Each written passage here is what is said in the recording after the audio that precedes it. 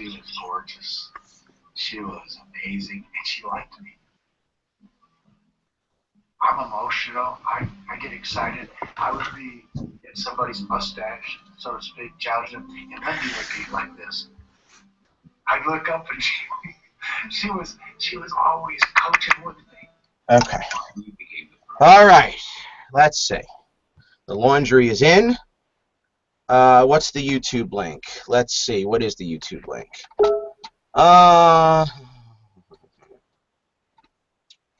Let's go to YouTube. And where's my channel? Thank you.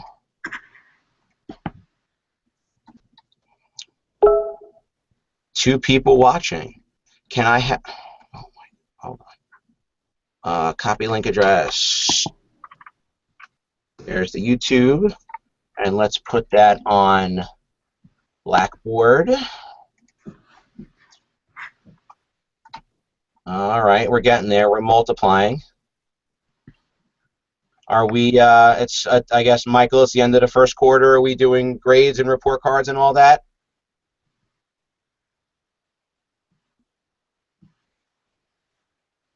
Perhaps. Are we? We're muted. Who, me? I haven't gotten to grades. No, you're in second. I'm sorry. I have not gotten to grades yet. Well, it's soon, right? Yeah, they're due the 10th. The 10th, I believe. Okay, we got a little bit of time. All right, let me open up. What am I doing? Schedule matrix? No, I'm not. I'm doing security settings. Let's see. Remove all this junk. Yeah, YouTube. Okay.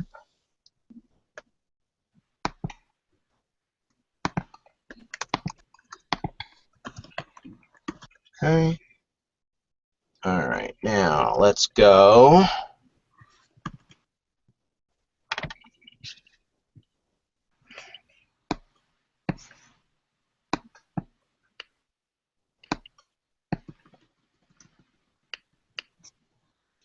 Okay, and now let's, where are we going now? I want to put the YouTube link up, then we might actually get started and talk about something. Anybody got any good war stories while I'm putting the link up?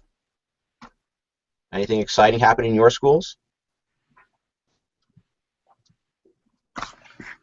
I got observed by my vice principal. That's certainly exciting.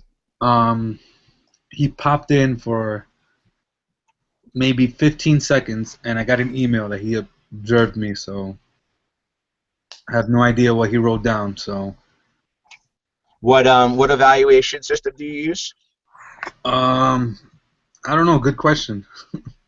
Marshall, Strong, Danielson. I wish I can answer that question. I should know more, but I don't. Because if you if something was put in writing, first of all, you need to sign that. Second of all, after 15 seconds, I'm not sure that I'd be, yeah, you know, I'd be content with that, tenured or not. So. Yeah. So today I asked him for a copy of it. So I'm just waiting to see if he wrote anything negative, then I would, then I'll raise some questions about it. But that makes sense. I'll just wait it out. Is that if you comments are disabled. If something was put in writing, first of all, you need to sign that. Second of all, after mute myself there. How do I enable comments? Live control. Ooh.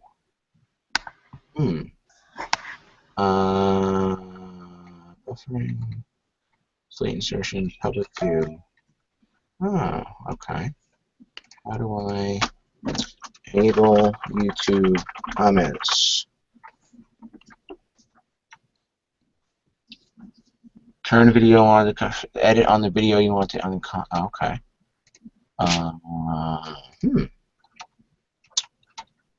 Oh, look at that. Info and settings. I guess that's what I want.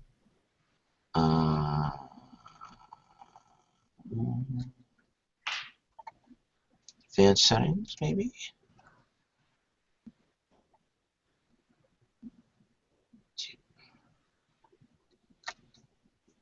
Where the heck is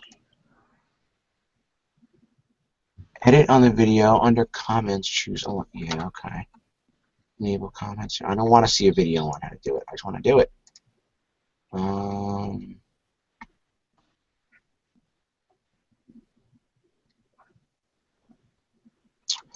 Sorry, folks. Give me 1 second. Someone asked me about comments. Last time, I don't think I did comments through YouTube. I just tweeted them. Yeah, I know. That's what I think I'm going to say. I don't think the option was available. Yeah, I know. I could turn it on somehow, but one other spot I could try here.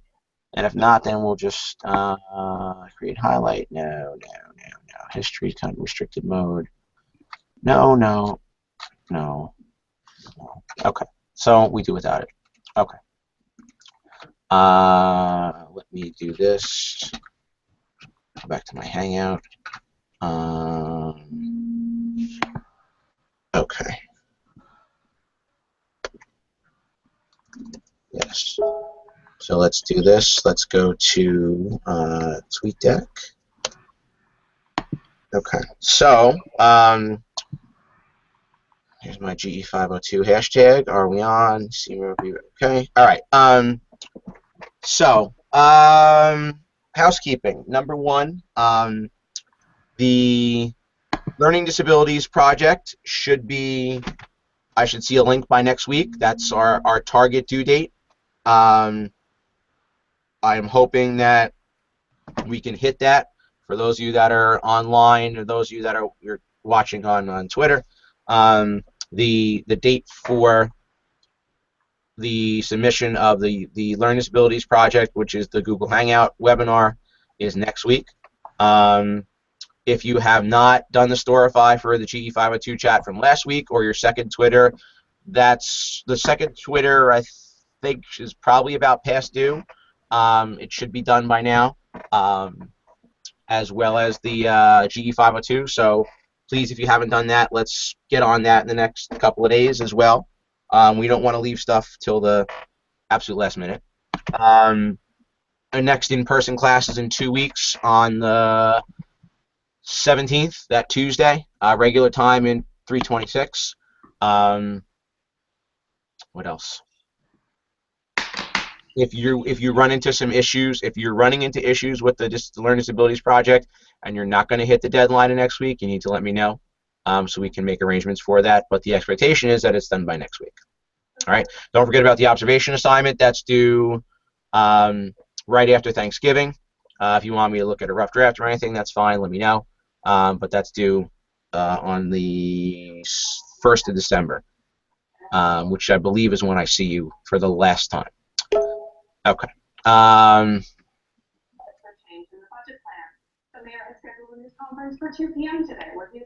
Okay. So, topic for tonight's motivation. Hopefully you've had an opportunity to watch the video that's on YouTube that I put on Blackboard, which is about 10 minutes long.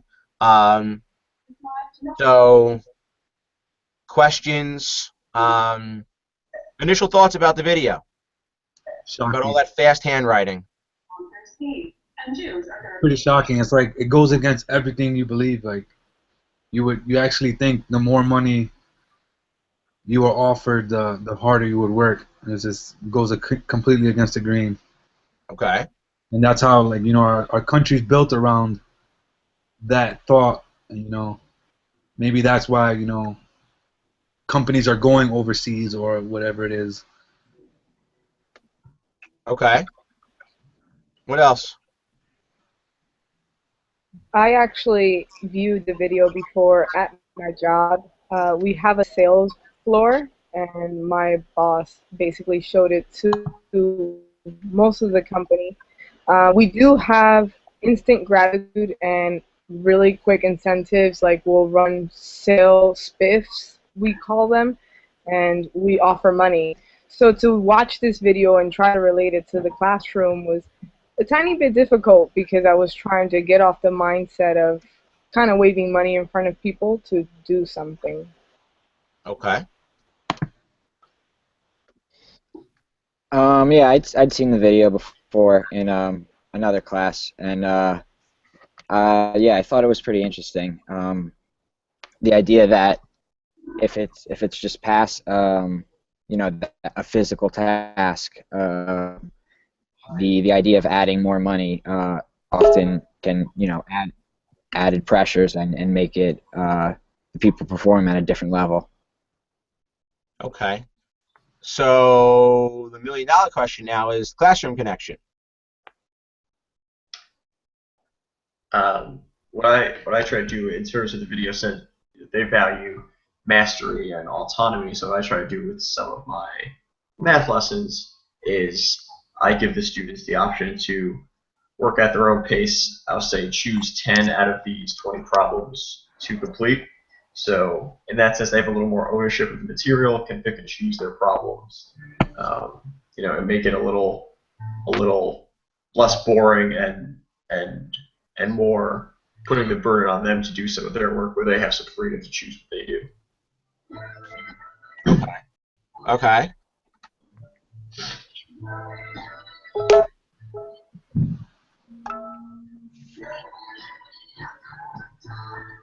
What else? Other thoughts? Can you repeat the question? Well, the classroom implications. You know, how do we, you know, everything you said is true, but what do we take away, or how do we take this video and relate it to our classroom experience, or what we do in the classroom? How we motivate kids to learn, to do their homework, to succeed, all that stuff. Well, I think the important thing is to show real life application for what you're teaching in class, and to show that by using this and you have to give the student a purpose in learning what you're teaching, and show them that by like developing the skill and using it, and over time it'll become of value to them, and that there's reason to master and to want to learn this skill and practice it, and that can be fun and cause fulfillment. Or Okay. All right. Yeah, I agree. What else? Classroom connection. To add to what he said, I'm sorry. I feel like purpose was kind of a big deal during the video, and is to basically apply a purpose to a child. I feel like it would be driven by just giving them a visual of exactly how this would be beneficial to their life or future, kind of like relating your lesson to everyday world. I feel like that would be a good way to show them the purpose of actually being in the classroom and having education. Okay. Yeah, I think you can't not consider real world implications for pretty much everything you do, and a lot of stuff now is taught in context. You know, so what's the age old question of, well, why does this matter? You know, so that's important.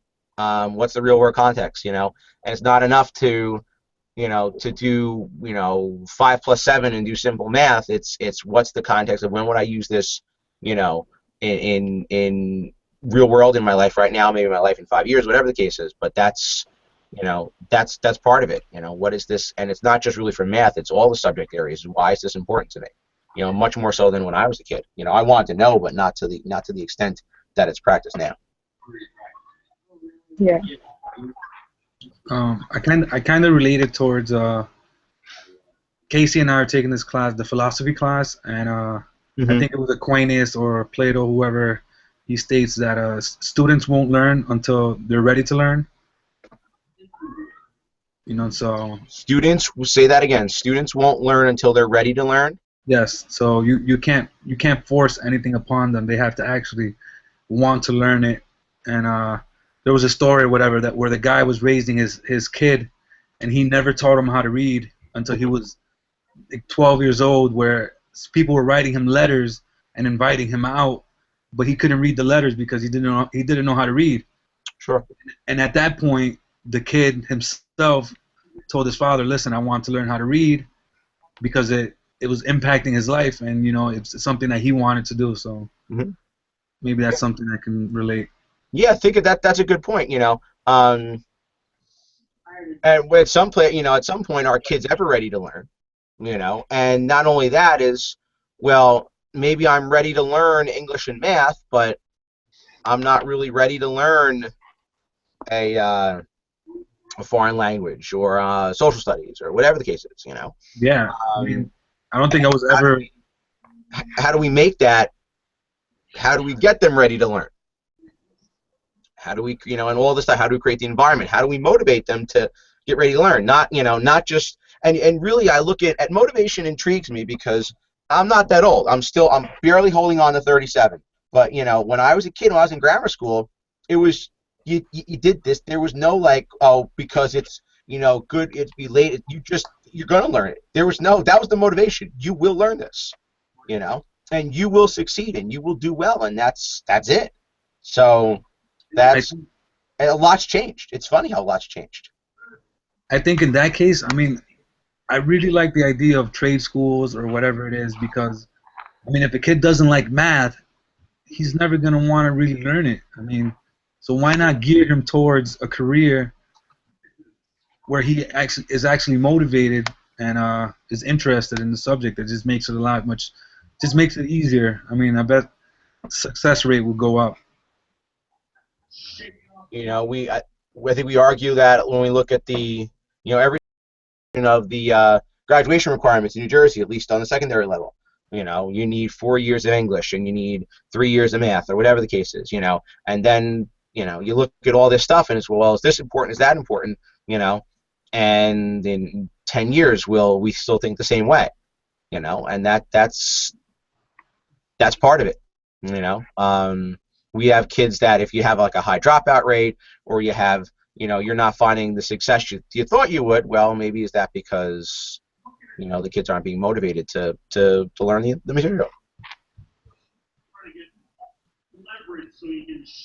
When I was watching the video, I was reminded of something with the Freakonomics, if any of you are familiar with that, where the guys who wrote Freakonomics did a study with some of the Chicago public schools where they offered cash incentives if students were able to raise their grades, where they would get about, I think, $100 at the end of a quarter if their grades improved so much over the course of that quarter. And they found that, at least at the high school level, there was no real change in the grades, even with that monetary prize at the end if they had raised their grades. And I think that just goes back to the point of the video where we think that money is this great motivator, where in the classroom I think we really do have to focus on why are we learning what we're learning and how can I use this. And I think they at least many students I know, they're not worried about 10 years down the line when they're going to need this. They want to know, why do I need this today? And that's always the struggle. It's not, well, you're going to need this for your future job, but they're not worried about that right now. They want to know, how can I go out with my friends and use this in my everyday life. So I think that's always the challenge, because we could always say you're going to need this in 5 years, 10 years, but I think the struggle is, what do you need it now as a 17-year-old? I agree. And a lot of times in some places it's kind of hard to say, well, this is where you're going to need Shakespeare when you grow up. But I think I struggle when I saw the video. I struggle with I might give extra credit for when I was teaching AP Computer Science. I'll give some kind of program that I think, wow, if you really do this, it's good work. I'll give you let's say 10 points on your final quarter average, and then I would find kids just wouldn't do it, and I never really kind of understood why. And then my thought watching this video is, well, if the motivation, if the task at hand is just too hard, it doesn't matter what you give me in return. It's just, I'm not going to do it. And that kind of made me really rethink, well, if I'm giving like extra credit, or I'm going to give some type of some kind of assignment, and I find that kids aren't doing it, but I'm like, you had an opportunity to earn extra credit or whatever, and I would get, it's not worth it because it's too hard, or it's going to take me too long to do, and I'd rather do something else, or do the regular work than to get my grade up. So it's interesting what, maybe what I think as a teacher I'm giving is oh, here's a dangling carrot, and the kids are going, not worth it, not worth my time, not worth my effort. Yeah, that's like, I mean, in my school sometimes many teachers use the class dojo where you get extra points. Mm-hmm. And some teachers have, charts like get 20 points and you get this, or you don't give out money, but you get some prizes like candy or whatever it is. And I mean, I don't think the students are actually consciously thinking about it. Oh, I'm gonna behave well just to get the candy or whatever. It's just it has to be within them. I mean, to actually behave for them to actually get it. Mm. For me, for that particular situation, I use the class dojo, but I have a second grade class, so it works differently than it would if I was teaching, middle school, high school kids, because second graders still have that want to, please their teachers, and they want to be the best. So if they see that I give a point, they hear that sound, they'll sit quietly and they'll wait and they'll behave. And out of 25 of them, 5 of them, there might be 5 of them that really don't even care about the points because they're even past that. But once you get to the older levels, giving away simple rewards like that doesn't work as much because they realize, is it even worth it? If I'm not enjoying myself, am I gonna even do it? For what, like you said, a piece of candy. Yeah, for sure. I mean, I actually have K through 6, so I kind of see both sides. The younger kids, I mean, they go crazy once they hear that, that sound, or when you take away points, they're pretty upset, and But and it's the same with the color chart. Yeah. I use the color chart now. Some kids could care less if they go home on red. Someone goes home on yellow and they're bawling for an hour. And it all depends on what the consequences are for those, reward systems. So, as you get older, I guess the consequences and reward systems would be either, passing or failing and getting into a college or not getting into a college. But, right now I feel like even at younger ages, they put a lot of pressure on kids to get into college when they're not even really thinking of college yet because they're in 5th grade.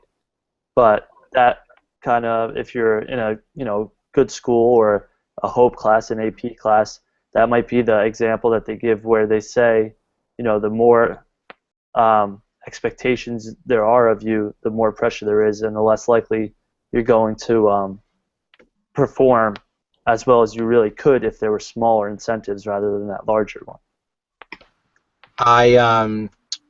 The motivation for your top achievers and your middle of the road kids is, they want to do well and all that, but when you have a kid, how do you reach a kid that doesn't care if their behavior is red all week? I mean, I look at that on my son comes home with the chart every day. We look at, and now it's red, green, and blue. A couple of years ago, my oldest had it was an animal, ranging from like a lion to a snake, and you look, well, okay, part of it is how do I interpret this as a parent? And then part of it is, well, what do I do with those kids that, from a teacher perspective, what do I do with the kids that, yeah, I got red, I don't care. Or it doesn't matter, I'll go to detention, or I don't care. That like borderline oppositional defiant, or just totally apathetic, I don't care. Yeah. How do you motivate that kid to do better? I have one of those kids. I mean, out of the entire school, I teach phys ed, so I have every single class. And there's this one kid where I can tell him anything, and he just has no fear. You're going to the principal, he's just like, he doesn't care, So, I mean, at this point, I don't know if it's bad or not, but I just let him do his own thing. I don't get him in trouble because he just has no fear of anything. So, I mean, I just hope he just grows out of it. I mean, I really don't know how to handle it anymore. And I think that's a tough part too. Is you're also, while you're trying to be a teacher, you have to play, psychiatrist, psychologist, and all that stuff, and try to figure out what's causing this child to behave like this. What's going on at home. I've got a student whose parents are going through a bad, dirty divorce right now, and he's in the center of it, so he's acting out in school. So can I punish him, or do I Do I let him get away with things that I wouldn't let other students get away with because he's going through that? No, you can't do that. You have to make that decision, and it's difficult. Yeah, it's a tough balance. Yeah, how do you be fair, but at the same time recognize that there's there's more to every kid than what's just what's there, and then how do you motivate those kids where you're trying to prep and move forward on something, but yet you've got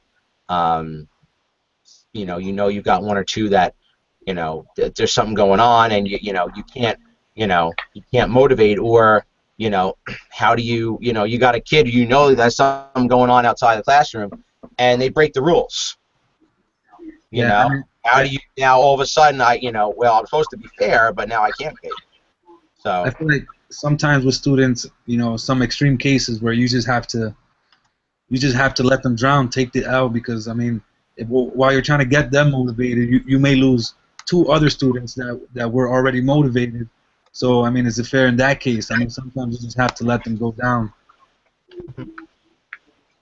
sometimes that's the way kids have to learn, and that's you kind of, as a teacher and as a parent, you kind of want to solve problems, but sometimes the best way for a kid to learn is I could still remember times when I forgot stuff in high school, and at the time it was either right, and you know what, I didn't want to write pages upon pages of nothing, so I made sure I never forgot stuff.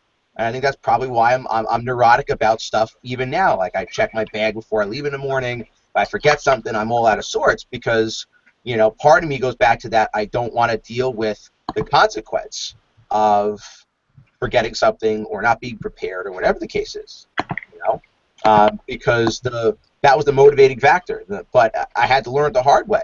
Maybe I just wasn't getting it. If it was, oh, okay, here's an extra pencil, you forgot it, or here's a whatever, you forgot it. If there, I can still remember times where I didn't have lunch money, I didn't eat. That was a good motivator to remember if I had lunch money, because I didn't eat. It was that simple. There was no, oh, it's all right, we'll give you no money, no food. I have a question. Sure. With parent involvement, Mhm. I mean, would you suggest that a teacher speaks to the parent and says, like, there's certain consequences that happen in the school when he does this or that, or he came home with a red chart for a week straight?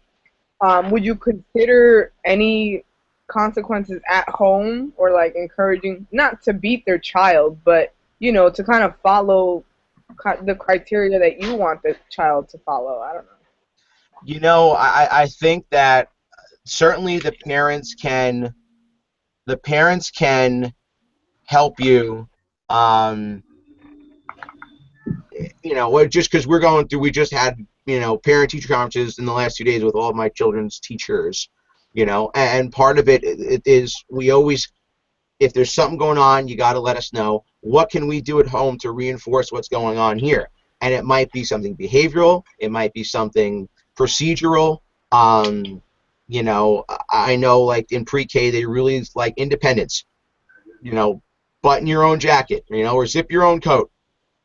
So my kids might be screaming in the morning and having a meltdown. They can't zip their coat. Part of me wants to get them out the door, but part of me wants to foster independence. So the teachers are saying we're working on independence. We're working on zipping our coats. All right, zip your own coat. So that means, as a parent, I kind of have to, I have to wait and not just run in and do it for you, which is kind of my normal protective parent role. Like, you have to do it yourself, and that might be a motivator. For a lot of times we think of motivation as like, oh, it's good things or positive things, and sometimes it might be when you say no, or you might say do it yourself. I had great teachers in high school who never, the way they helped me was to not give me answers. You're going to figure it out yourself, because if I give you the answer, you're just going to move on. You're not going to learn anything. But if I give you some advice or point you in the right direction, and then you figure it out, maybe that's why I'm a big constructivist. I believe that when kids create their own knowledge, they're truly learning in an authentic manner. I had that happen a lot. I was an ESL student for about a year in 6th grade, and of course, every time that we would learn something, it was never given. It was just read the word, figure out the syllable, figure out how it sounds, and so yeah, I experienced a lot of that.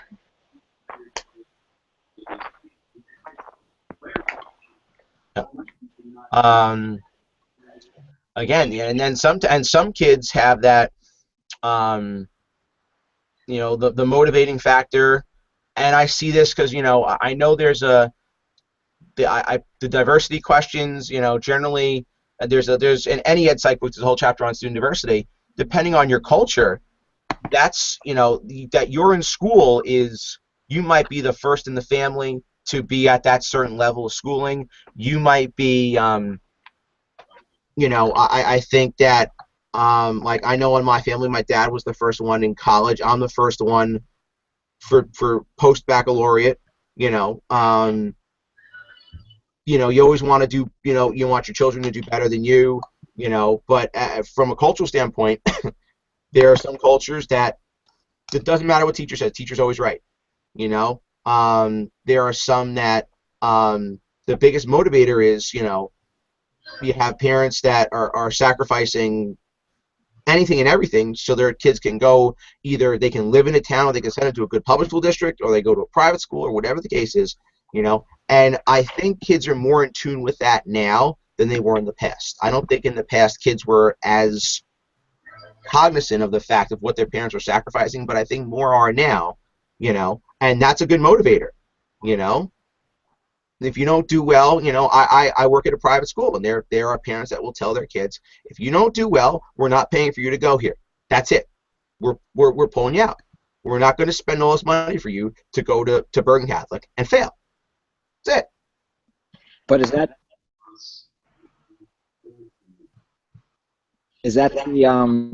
that the big money? Just like instead of a reward, it's a punishment. Is that the same kind of motivation problem that video is talking about? Or, I mean, I think that would work. I think that would motivate somebody to focus on schoolwork and work hard if they see their parents are putting all this effort in. But if the other motivation factors aren't there, is it, I mean, if they don't see purpose or they don't have desire to have mastery and see themselves grow as a student, or you know, and isn't that just that huge prize at the end that said that the video said there was a problem with? You know, this is another one of the things, as a classroom teacher, you kind of find out some things are good motivators, some are not. Some things that you think might be a motivator, you know, to some, you know, like if you you know, where a coach might yell and scream, you know, you might say, oh, as a teacher, well, maybe I could do that, it's going to work the same. No, it won't. You know, knowing, right, because you know, and trying to find, you have the desire for mastery. Yeah, you know, but knowing, I generally never motivate blindly. That might be a good quote. I don't motivate blindly. I always, if my kids need a rah-rah speech, it's very well thought out, you know, and it's one of those, like, my body language, my demeanor, my tone will suggest that I'm trying to be very persuasive, you know, in you know, my approach. Especially, you know, we did the scenario of, you know, everybody failed the test, you know, the first big test, and everyone failed it. And how do you address the class? You know, and that could be a motivator in and of itself. You know, but I don't. It's one of those things that, you know, to teach you, I don't know. But if you try it, you know, you try and you'll find things. Oh, this worked, or this didn't work, and you know, you move forward and you learn from it.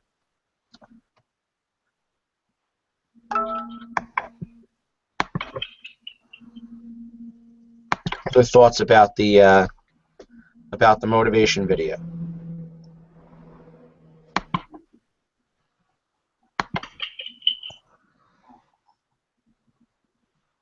Other thoughts about motivation in general? How you know, specific strategies. Go I ahead. have a question about the video, the part where he was talking about that thing where the companies, like they work for free.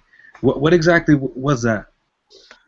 I gotta tell you, I like that. I shouldn't multitask. I'm just trying to send the YouTube link to somebody. I gotta go. I think I have it here. So you work for, let's say, even as a teacher, today's the professional development day, right? But rather than me bringing a speaker, or we're gonna do this or we're gonna do that, I'm going to have a full day of 8 hours of professional development. We're in from, let's say 7:30 in the morning till 3 o'clock in the afternoon, 3:30, whatever, normal school day. You could do whatever you want. You could go visit another school. You could map your curriculum. You could go learn how to use a smartboard. You could, whatever you want to do. The only requirement is that you come back and say, this is what I did, and share with the group, this is what I did. I would love to do that. And there are times with my class, if, I would love to say, hey, guess what?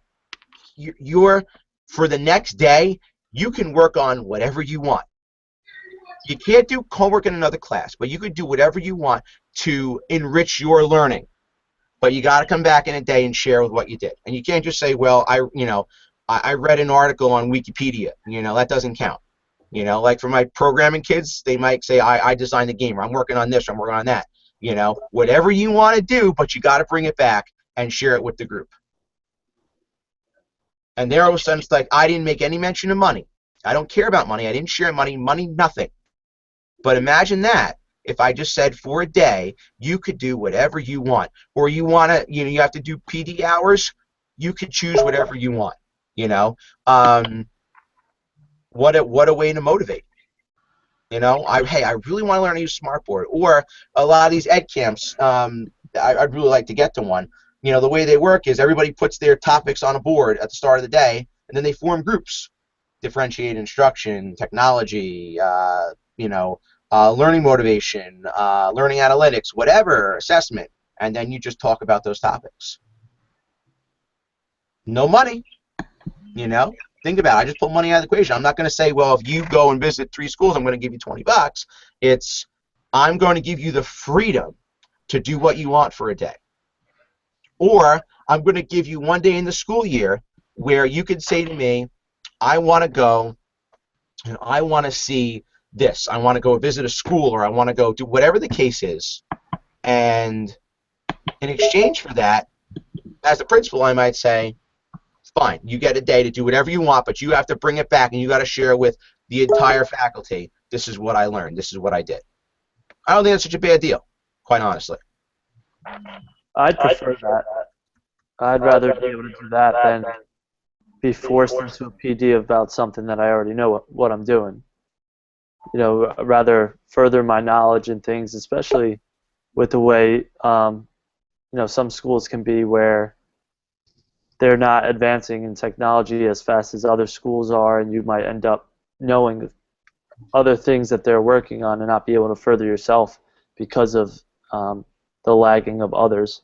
But if you were able to pick your professional developments and things like that, that would definitely give you more incentive to go out and care more about what you're listening to and what you're participating in for those, all-day professional development. I think about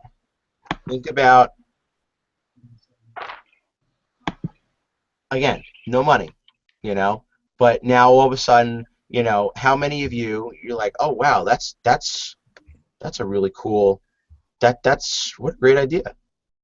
What a great idea. I could go out and do whatever I want, and I just got to report on it. That's not a bad trade-off. I've got no problem doing that. And in exchange, you're gonna let me, you're gonna let me do whatever I want. I'm sold. Sounds good. Other thoughts? Especially for those kids who who learn differently or don't like listening to a teacher talk or reading a book. I mean, now they don't have the excuse. They can do it however they want. I did a presentation on ExamSoft, which is our computer-based testing program. I talked for about 45 minutes. This was 2 Fridays ago. It was from like 1 to 2 o'clock on a Friday afternoon. I could have been standing on my head. Didn't matter, because I'm looking at the people, and I'm like, not interested. I'm like, yeah. All right, I'm fighting an uphill battle, because what can I possibly do on a Friday afternoon at 1 o'clock that's going to make them excited, But if I said, hey, I'm going to give you, and a lot of times, and a lot of teachers will say this to me, what I would love to have is give me even if I don't go somewhere, give me a PD day where I could just, I want to, I'm having difficulty, we say it's a technology day, but I've got my ExamSoft people here. I've got my Blackboard people here.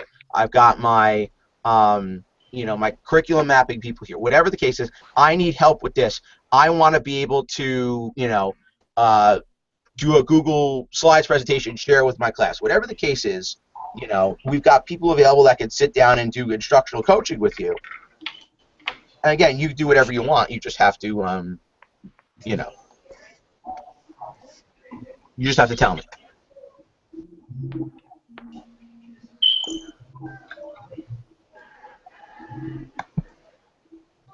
Other thoughts on the motivation video?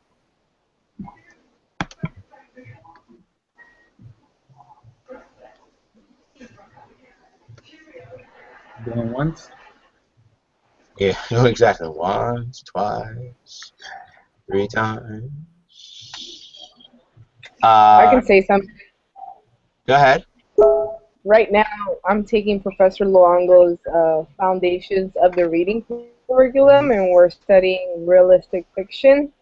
And I wanted to add that realistic fiction, I feel like, are books that would encourage students to understand the reasoning behind the lesson, because usually those books have a fictional, very engaging storyline, and then of course they teach a moral or a lesson behind it. So that was one of the assignments that we did this week, and I thought about it being used in the classroom as a motivational piece, like a realistic fiction book. Okay. Yeah, think about reading. How did we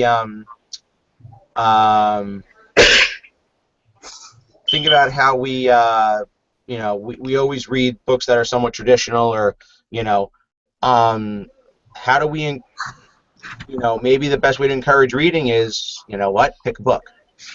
I read books that were traditional. All Quiet on the Western Front. I read Roots. I read Shoeless Joe Jackson, Catcher in the Rye. They're all good books, but none of my teachers ever said to me, hey, if you pick a book and here's a different, a choice of assessment you could do so that I could see that you actually understood the book. Maybe how do we encourage reading? How do we encourage kids to read for fun, pleasure reading, if we don't give them a choice? Are we afraid to give them a choice? That's a great motivator to read. Rather than maybe reading stuff that, how many kids, if I'm an English teacher and I assign Catcher in the Rye, maybe half of them read it, maybe, I don't know.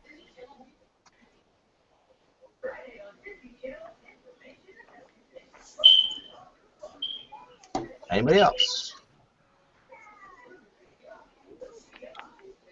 Okay.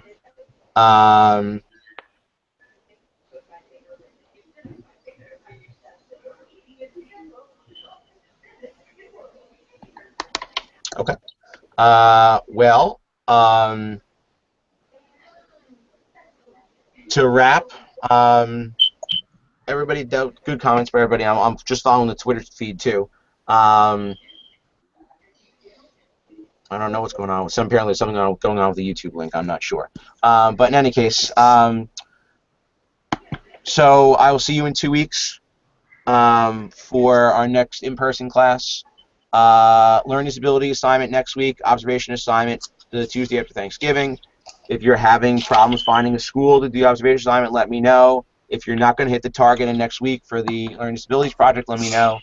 I will hang around virtually for a couple of minutes. I'll stop the broadcast momentarily, but I'll still hang around in the Hangout if anybody wants to. People that are watching the YouTube, I'll let that catch up, and then if you want to chat with me, okay. You can, so I'll leave that up for a couple of minutes. Otherwise, if there's no other questions, I bid you good night, and I will see you in 2 weeks in Jersey City.